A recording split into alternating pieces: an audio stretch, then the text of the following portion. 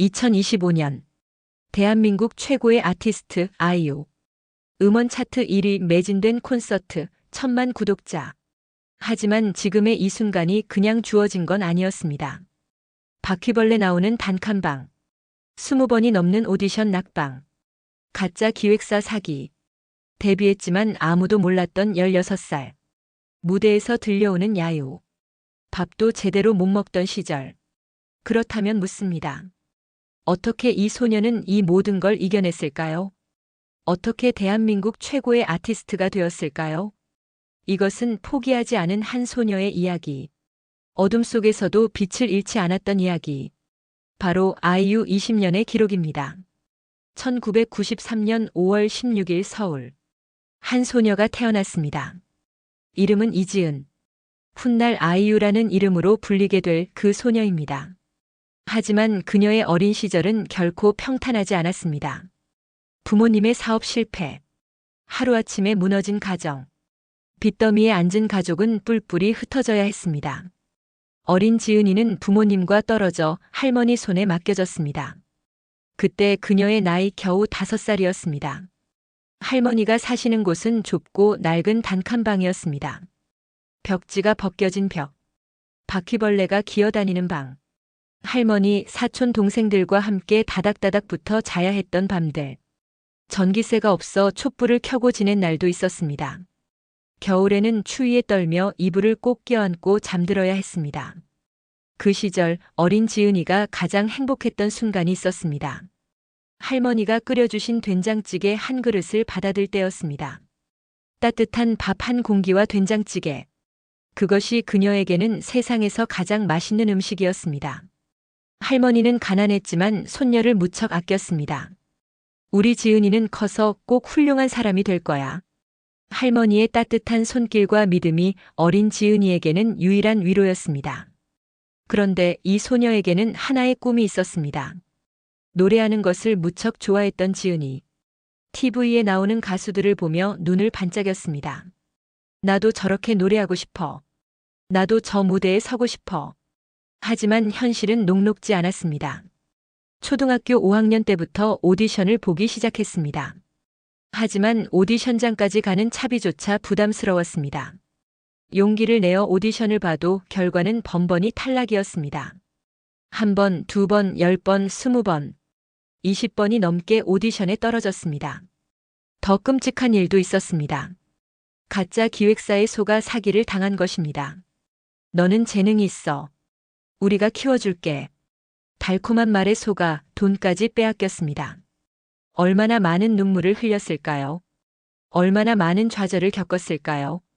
하지만 소녀는 포기하지 않았습니다. 엄마 아빠를 다시 웃게 해주고 싶어.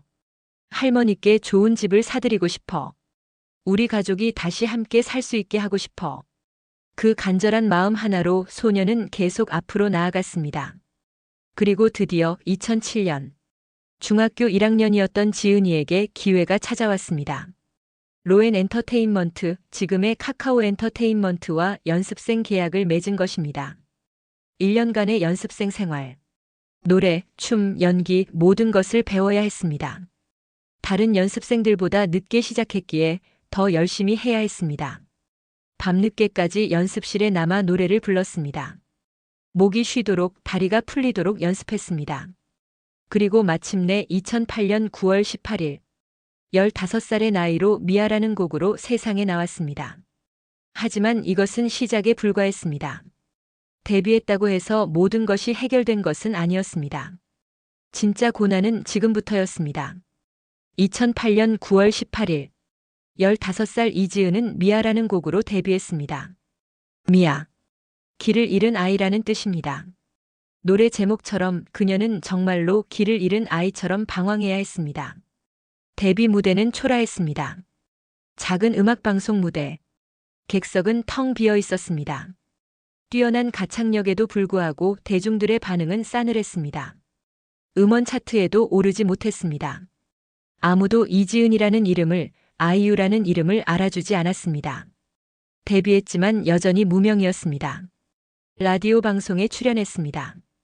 그런데 노래 한 소절을 부르고 나면 바로 인사를 하고 내려와야 했습니다. 시간이 부족하다는 이유였습니다. 음악방송 대기실은 더 고통스러웠습니다. 같은 시기에 데뷔한 동갑내기 아이돌 그룹들은 팬들로 북적였습니다. 응원 소리가 복도까지 들렸습니다. 하지만 아이유의 대기실은 조용했습니다. 찾아오는 팬이 거의 없었습니다. 무대에 오르면 더 비참했습니다. 객석에서 야유가 들려왔습니다. 누구야? 모르는 사람인데? 어떤 날은 공연 중간에 관객들이 자리를 뜨기도 했습니다. 한 번은 이런 일도 있었습니다. 작은 행사 무대에 섰는데 관객들이 대놓고 수다를 떨었습니다. 아이유의 노래는 배경음악처럼 무시당했습니다. 겨우 15살, 16살의 어린 소녀에게 이 모든 것은 너무나 큰 상처였습니다. 무대 뒤에서 혼자 울었습니다. 나는 정말 가수가 될 수 없는 걸까? 내 노래는 정말 아무 가치도 없는 걸까? 밤마다 자책했습니다. 같은 나이 또래 친구들은 학교에서 즐겁게 지내는데 자신만 이렇게 힘들게 사는 것 같았습니다. 그래도 포기할 수 없었습니다. 할머니의 얼굴이 떠올랐습니다. 부모님의 얼굴이 떠올랐습니다. 조금만 더 버티자. 언젠가는 기회가 올 거야. 하지만 현실은 계속 냉혹했습니다. 데뷔 후 147일이 지났습니다. 거의 5개월 동안 아무런 주목도 받지 못했습니다. 방송국을 오가며 동갑내기 아이돌 그룹들의 화려한 모습을 봤습니다.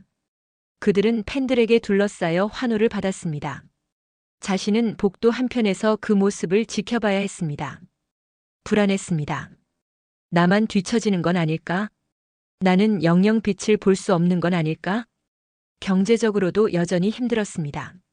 소속사는 작은 회사였고 신인 가수에게 많은 지원을 해줄 수 없었습니다. 밥을 제대로 챙겨 먹지 못하는 날이 많았습니다.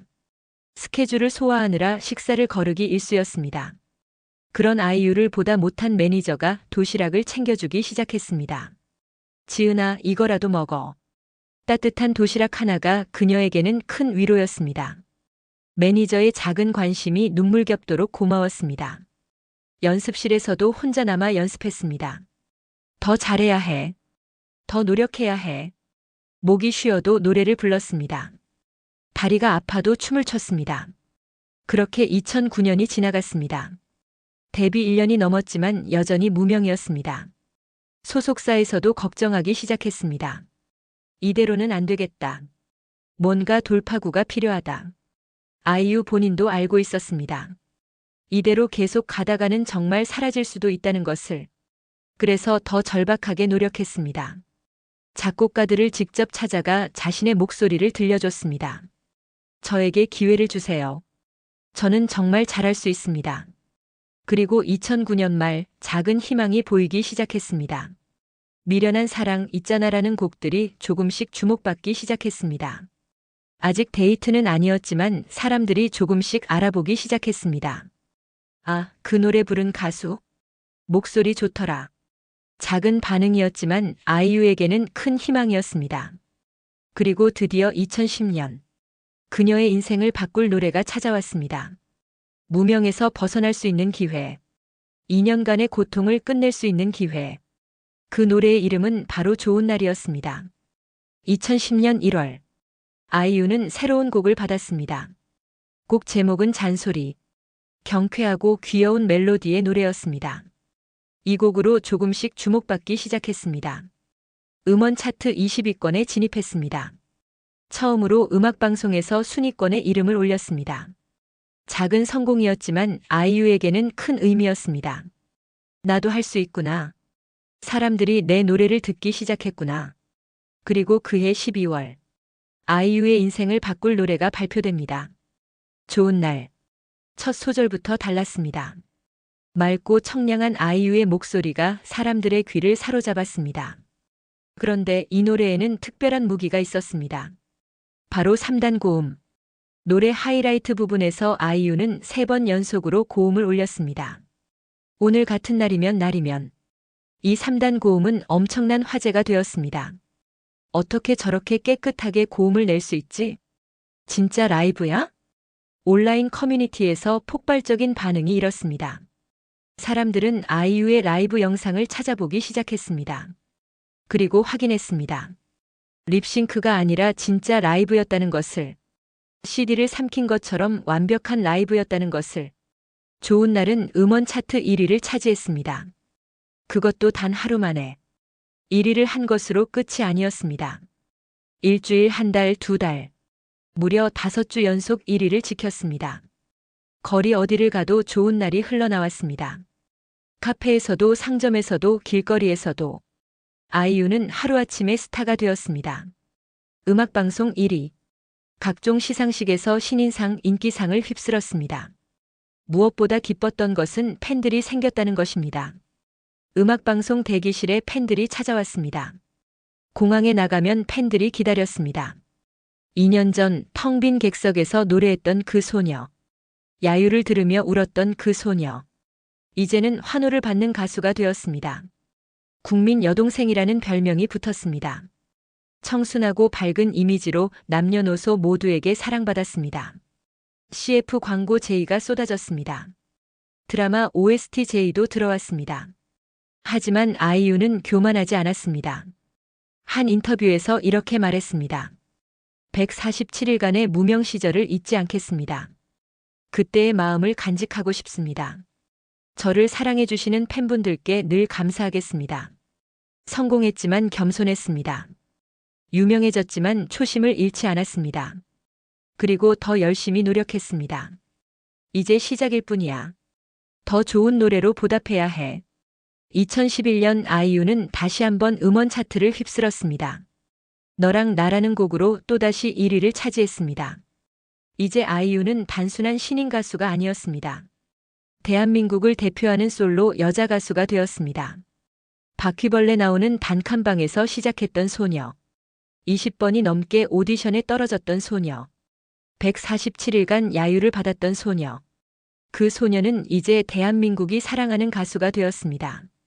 하지만 아이유의 이야기는 여기서 끝이 아니었습니다. 그녀는 단순히 인기 많은 가수로 남고 싶지 않았습니다. 진정한 아티스트가 되고 싶었습니다. 자신만의 음악 세계를 만들고 싶었습니다. 그래서 그녀는 새로운 도전을 시작했습니다. 좋은 날의 성공 이후 아이유는 생각했습니다. 나는 어떤 가수가 되고 싶은가? 단순히 인기만 많은 가수로 남을 것인가? 아니면 진정한 아티스트가 될 것인가? 그녀는 후자를 택했습니다. 2011년부터 아이유는 작사와 작곡에 본격적으로 참여하기 시작했습니다. 다른 사람이 만든 노래를 부르는 것에서 벗어나 자신의 이야기를 직접 쓰고 싶었습니다. 처음에는 쉽지 않았습니다. 작곡 경험이 없었기 때문입니다. 하지만 포기하지 않았습니다. 밤새 기타를 치며 멜로디를 만들었습니다. 일기를 쓰듯 가사를 썼습니다. 그렇게 탄생한 곡이 바로 나의 옛날 이야기였습니다. 이문세 선배의 명곡을 자신만의 감성으로 재해석했습니다. 사람들은 감탄했습니다. 아이유가 이렇게 깊은 감성을 표현할 수 있구나.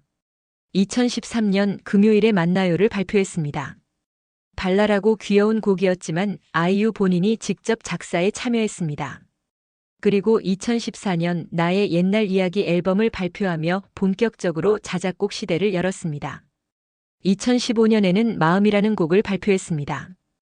팬들에게 보내는 러브레터 같은 노래였습니다. 내 모든 게 너와 같기를 바라지 않아도 나를 알아주기를. 이 곡을 들은 팬들은 울었습니다. 아이유가 자신들을 얼마나 사랑하는지 느낄 수 있었습니다. 그리고 2017년 아이유의 인생곡이 탄생합니다. 바로 팔레트입니다. 25살이 된 아이유는 이 곡에서 솔직하게 고백했습니다. 이제 조금 알 것 같아 날. 긴 머리보다 단발이 좋아. 이제는 조언보단 진심 어린 충고만 듣고 싶어. 어른이 되어가는 자신의 모습을 담담하게 노래했습니다. 더 이상 국민 여동생 이미지에 갇히고 싶지 않다는 선언이었습니다. 사람들은 공감했습니다. 특히 20대 청춘들이 열광했습니다. 이게 바로 내 마음이야. 23이라는 곡도 비슷했습니다.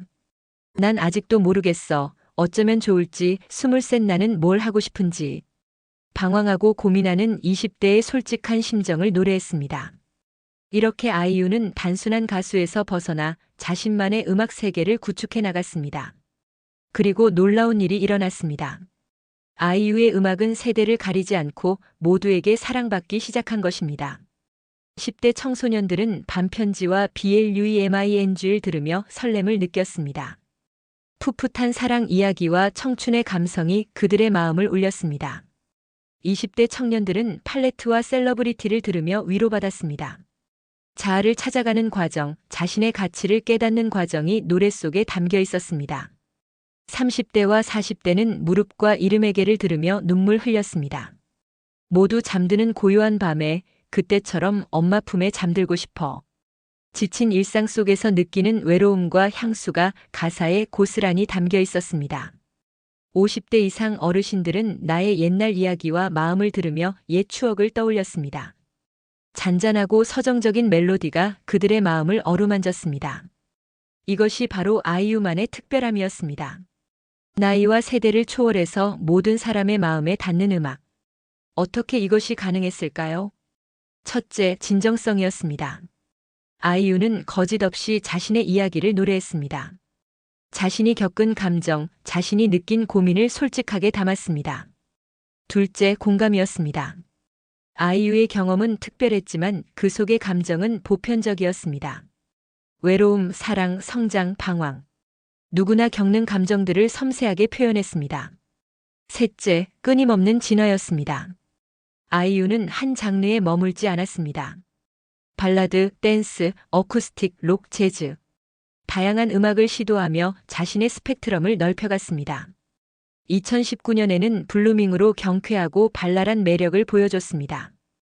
2020년에는 방탄소년단 슈가와 협업한 에이스로 또 다른 색깔을 선보였습니다. 2021년에는 라일락 앨범을 발표했습니다. 이 앨범에는 라일락, 코인, 봄 안녕 봄 등 다채로운 곡들이 담겼습니다. 그리고 아이와 나의 바다라는 곡에서는 5분이 넘는 러닝타임 동안 자신의 내면을 깊이 있게 들여다봤습니다. 평론가들은 말했습니다. 아이유는 이제 단순한 가수가 아니다. 그녀는 진정한 아티스트다. 아이유는 아이유 장르를 만들어냈습니다. 누구도 흉내낼 수 없는 자신만의 음악 세계. 그리고 그 중심에는 변하지 않는 한 가지가 있었습니다. 바로 진심이었습니다. 어린 시절 가난과 좌절 속에서도 꿈을 잃지 않았던 그 소녀. 그 진심이 음악에 고스란히 담겨 사람들의 마음을 움직였습니다. 아이유는 이제 가수를 넘어 아티스트가 되었습니다. 하지만 그녀의 도전은 여기서 멈추지 않았습니다. 그녀는 새로운 무대를 향해 발걸음을 내디뎠습니다. 2011년 아이유는 새로운 도전을 시작했습니다. 연기였습니다. KBS 드라마 드림하이에 출연했습니다. 아이돌을 꿈꾸는 학생 역할이었습니다. 첫 연기는 서툴렀습니다. 연기 경험이 전혀 없었기 때문입니다. 일부 시청자들은 아쉬움을 표현했습니다. 하지만 아이유는 포기하지 않았습니다. 더 잘하고 싶다. 진짜 배우가 되고 싶다. 연기 레슨을 받았습니다. 대본을 수없이 읽고 또 읽었습니다. 선배 배우들의 연기를 연구했습니다. 2015년 KBS 드라마 프로듀서에 출연했습니다. 김수현 배우와 함께 호흡을 맞췄습니다. 이번에는 달랐습니다.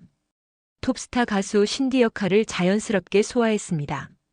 겉으로는 까칠하지만 속은 여린 캐릭터를 잘 표현했습니다.